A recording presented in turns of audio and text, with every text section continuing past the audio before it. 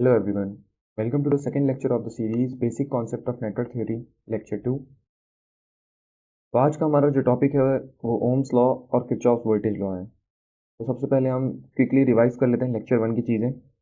Lecture 1 में मैंने बताया था अगर हमारे पास कोई पैसिव एलिमेंट है और पैसिव एलिमेंट में कोई करंट फ्लो हो रहा है तो वो करंट हमेशा उस उस पैसिव एलिमेंट के अक्रॉस जो वोल्टेज है उसके पॉजिटिव टर्मिनल से एंटर करेगा और नेगेटिव टर्मिनल से लीव करेगा। सिमिलरली अगर कोई एक्टिव एलिमेंट है तो हमेशा एक्टिव एलिमेंट के पॉजिटिव टर्मिनल से करंट लीव करेगा और नेगेटिव टर्मिनल से करंट एंटर करेगा। ठीक है, तो हम आगे देखते हैं ओम्स लॉ। तो मोस्ट कॉमन फॉर्म जो ओम्स लॉ का है वो रजिस्टर के लिए है, जो शायद आप लोगों को पता होगा, आपने 12th में पढ़ा होगा। V is equal to I R. इसका मतलब ये है कि जो हमारा वोल्टेज अक्रॉस एनी रजिस्टर है, जो कि मैंने यहाँ पे दिखाया है, वो प्रोपोर्शनल है उसके अक्रॉस करंट जो फ्लो हो रहा है, और जो प्रोपोर्शनलिटी कांस्टेंट है वो रेजिस्टेंस इटसेल्फ है। ओके, इसके हमारे अलावा दो अदर फॉर्म है कैपेसिटर और इंडक्टर के लिए। ये तो हमारे पास जब भी हमारे पास एक डीसी नेटवर्क होता है उसके लिए ये इक्वलिटी सेटिस्फाई करती है, लेकिन अगर हम रेजिस्टेंस के कॉन्सेप्ट को अगर हम एसी में ले जाते हैं तो हमारे पास वो रेजिस्टेंस इम्पीडेंस बन जाता है। और उसके लिए जो हमारे पास दूसरा फॉर्म है ओम्स लॉ का, वो कैपेसिटर के लिए कुछ ऐसा है। उसकी जो इक्वेशन है ये भी हमारी लीनियर इक्वेशन ही है, बट ये लीनियर डिफरेंशियल इक्वेशन है, क्योंकि जो इनका इम्पीडेंस होता है वो फ्रीक्वेंसी पे डिपेंड करता है और कॉम्प्लेक्स इम्पीडेंस होता है। तो for a capacitor I C is equal to C D V C by D T, एक कैपेसिटर के अक्रॉस वोल्टेज का differentiation multiply times C gives the current across it. Similarly, for inductor, the voltage across an inductor is equal to L di by dt, where IL is the current flowing across that inductor. Okay, तो ये तो हमारा Ohm's law की बात हो गई। ये आपको हमेशा याद रखना है, ये बेसिक फॉर्म है ओम्स लॉ के। इसके आगे हम अगर इसका ट्रांसफॉर्म्ड इम्पीडेंस जब देखेंगे तो हम इसके लाप्लास ट्रांसफॉर्म वगैरह की भी बात करेंगे, लेकिन फिलहाल के लिए केवीएल समझने के लिए हम अभी इसको यहीं छोड़ रहे हैं। आगे हम फर्दर इसका डिस्कशन करेंगे। तो जल्दी से अब केवीएल भी देख लेते हैं। किरचॉफ्स वोल्टेज लॉ ये कहता है कि जो एल्जेब्रिक सम होता है अक्रॉस एनी लूप। सबसे पहले देखते हैं लूप क्या होता है। ठीक है, तो लूप समझने के लिए अगर आप किसी भी एक पॉइंट से शुरू करते हैं और आप कोई भी पाथ लेके दोबारा उस पॉइंट तक आ जाते हैं तो वो एक लूप होगा। आप ये कैसा भी हो सकता है, जैसे कि इस केस में अगर मैं यहाँ से चलना शुरू करूँ इस वोल्टेज के नेगेटिव टर्मिनल से, तो मैं यहाँ से एक लूप में क्रिएट कर सकता हूँ। ये पूरा एक लूप हुआ। इस सर्किट में सिर्फ एक लूप है, लेकिन अगर आप ये वाला सर्किट देखेंगे इसमें तो हमारे पास दो लूप है। तो मोस्ट इंपॉर्टेंट थिंग जो है जो लोग मिस कर जाते हैं वो ये है कि लोग लूप अक्सर देख नहीं पाते। जैसे अगर मैं किसी से पूछूं तो कोई ये बोलेगा कि इस सर्किट में ये दो लूप हैं, जो कि गलत है। इस सर्किट में कुल 3 लूप हैं। ये तो हमारे पास आप देख सकते हैं, ये दो स्मॉल लूप में मैं यहाँ से चलना शुरू किया और वापस यहाँ पे आ गया। इस फर्स्ट वाली लूप में मैं वोल्टेज सोर्स से चलना शुरू किया और वापस वोल्टेज सोर्स पे आ गया। लेकिन इसमें एक थर्ड लूप भी है जो आउटर लूप है, सबसे बड़ा वाला लूप। ये भी एक लूप है और ये भी एक वैलिड लूप है। इसके अक्रॉस भी अगर मैं वोल्टेज लिखूं तो ये एक केवीएल इक्वेशन दे सकता है।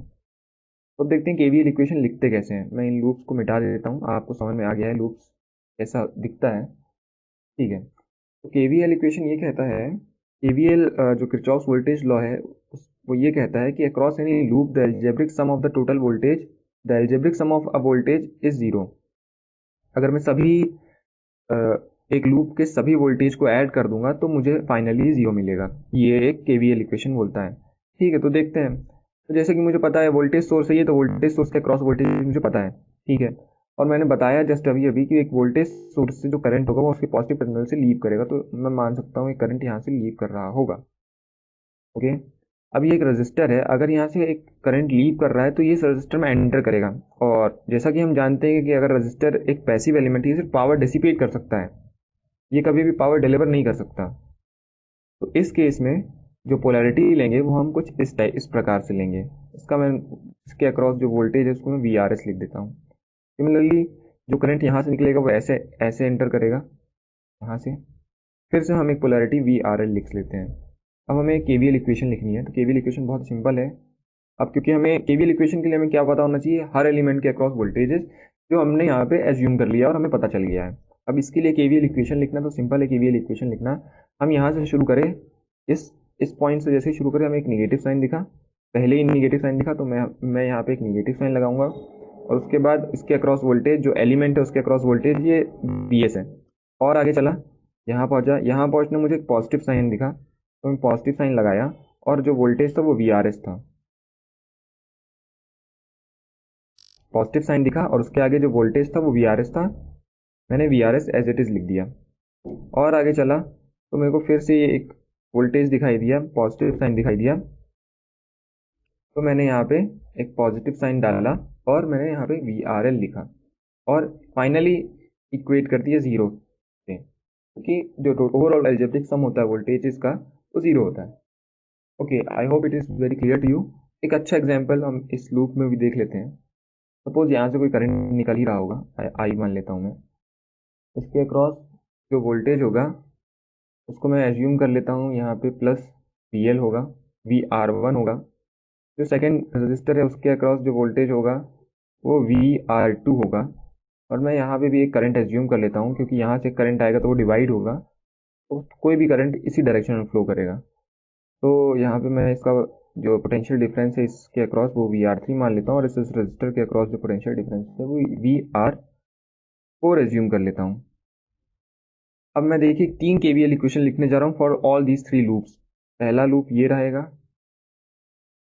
दूसरा लूप ये रहेगा और तीसरा लूप एक आउटसाइड लूप रहेगा जो बताया था मैंने। ओके, तो मैं पहले लूप के लिए लिखता हूँ। पहले लूप के लिए जो इक्वेशन आएगी, यहाँ से मैं चलना शुरू किया, सबसे पहले मुझे नेगेटिव साइन दिखा, मैंने नेगेटिव साइन लिखा, उसके अक्रॉस वोल्टेज लिखा। आगे गया, एक पॉजिटिव साइन दिखा, उसके अक्रॉस वो जो वोल्टेज था वो लिखा।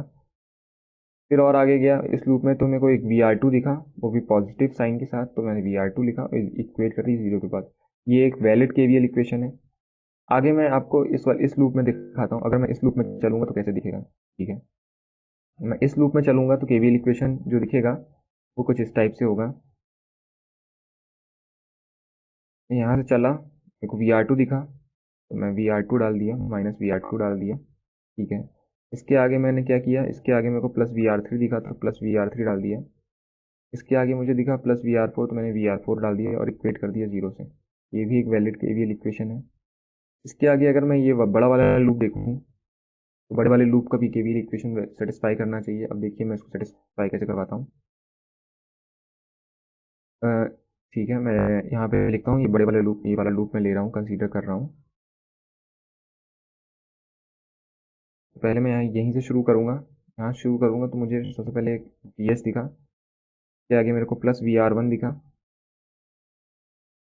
ठीक है, इसके आगे मैं गया तो मैं सीधा यहाँ पे जाऊँगा तो मुझे क्या दिखेगा, मुझे प्लस VR3 दिखेगा, प्लस VR। यहाँ से मैंने जाऊँगा तो मुझे पहले प्लस VR3 दिखेगा तो मैं VR3 लिखा। इसके आगे मैं गया तो मुझे VR4 दिखा, वो भी पॉजिटिव का, तो प्लस VR। इसके आगे मैं गया तो मुझे एक पॉजिटिव वोल्टेज दिखा VR4 तो मैं प्लस VR4 लिखा। और इसके आगे गया तो मुझे एक VR4 मिला तो मैं अब एक पॉजिटिव वोल्टेज प्लस VR4 लिखा और इक्वेट कर दिया फाइनली 0 से। ये तीनों के तीनों एक वैलिड और सही KVL इक्वेशन है। आई होप आपको ये चीज़ क्लियर हुई होंगी। तो सबसे मोस्ट इंपॉर्टेंट इक्वेशंस लिखी हैं वो ये सारे इसी फॉर्म में हैं, वोल्टेजेस के फॉर्म में। यूजुअली लोग क्या करते हैं कि उनका पहला स्टेप ये होता है कि वो डायरेक्ट के सीधा सीधा लिख देते हैं VS माइनस VS और ओम्स लॉ के साथ में लिख देते हैं, और फिर ओम्स लॉ के साथ में लिख देते हैं। और अक्सर फिर जब वो आगे जाके सॉल्व करते हैं, क्योंकि उन मतलब वो बहुत बेसिक लेवल में है अभी, आप ऐसा कर सकते हैं जब आप बहुत प्रैक्टिस कर लें, लेकिन आपको इनिशियली आपके लिए सबसे जो मोस्ट इंपॉर्टेंट इक्वेशन होनी चाहिए वो ये सारी वोल्टेजेस के फॉर्म में होना चाहिए। अगर आप डायरेक्टली करंट के फॉर्म में लिखने की कोशिश करेंगे और करंट फाइंड करने की कोशिश करेंगे तो ऐसा हो सकता है कि आप गलती से किसी KVL इक्वेशन में 2 अननोन वेरिएबल क्रिएट कर लें करंट के और फिर बाद में वो इसी एक इक्वेशन से सॉल्व ना हो। हम आगे चल के और भी चीज़ें देखेंगे, लेकिन फिलहाल के लिए सबसे जो मोस्ट इंपॉर्टेंट थिंग है वो ये वोल्टेजेस की इक्वेशन है। अगर आप ये वोल्टेजेस की इक्वेशन पहले लिख लेते हैं फिर बाद में करंट की इक्वेशन लिख लेते हैं तो लिखेंगे तो आपको पहले ही दिख जाएगा कि क्या ये इक्वेशन यूज़ करने से हमें कुछ आगे चल के कुछ मिलने वाला है, कोई सॉल्यूशन मिलने वाला है या नहीं मिलने वाला है। ओके, तो आई होप आप यहाँ तक आपको बहुत ही क्लियरली समझ में आया होगा। If you have any doubt please post on comments. Thank you.